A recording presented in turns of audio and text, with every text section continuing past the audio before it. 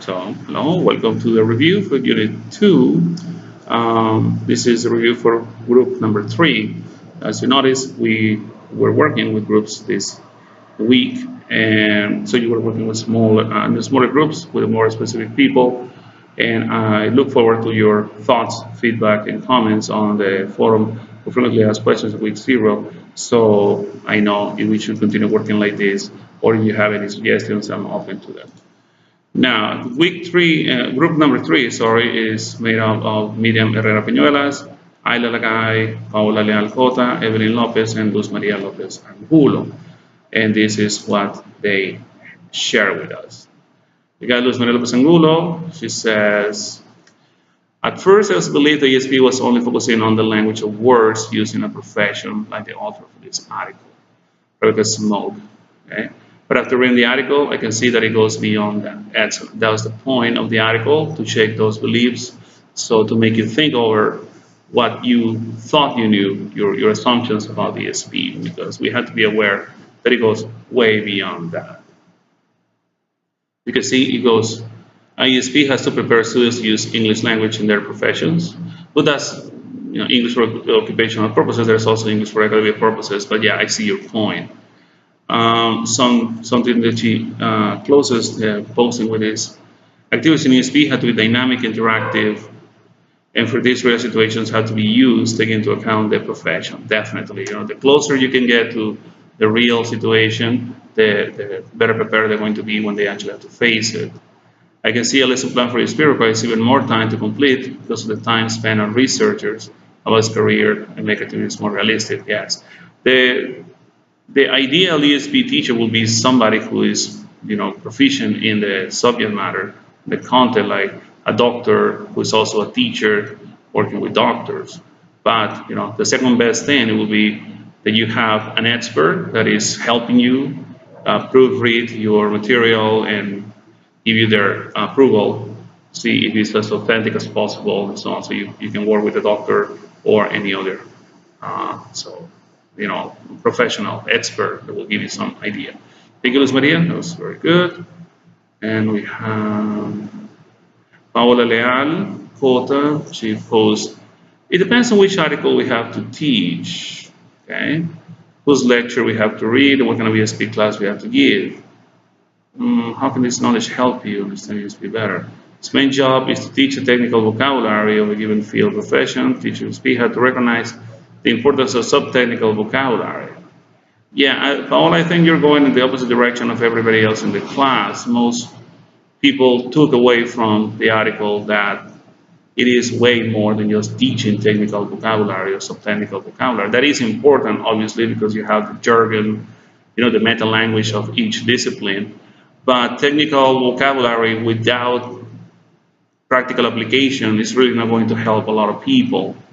So the idea is to implement it in real life activities, or as close to real life as possible, so they can, when the time comes and they actually have to use it in their job, in their studies, but they feel more comfortable doing it. So I want to really urge you to, read it again.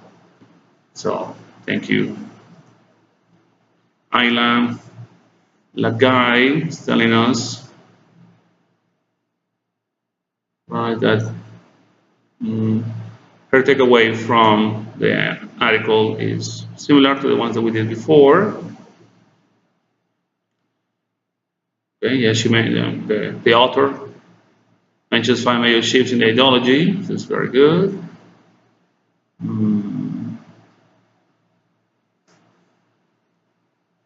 Okay.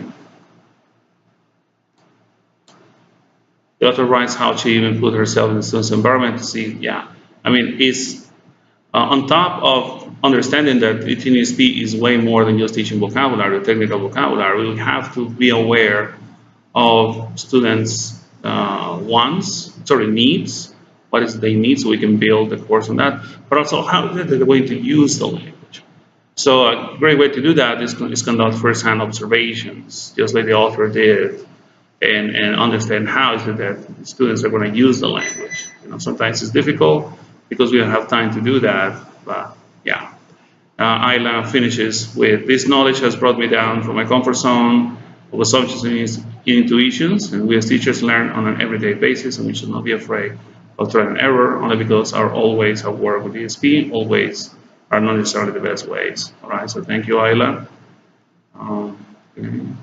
We had Evelyn Lopez. Can this knowledge help you understand ESP better? I thought ESP was part of the English language that was the more professional. Teachers, they need to use it, but in order to use it, you need to know what the students need, how they work, and what works for them. So yes, I mean, ESP is definitely based on students' needs, and it will be a great help if we understand how our students process information.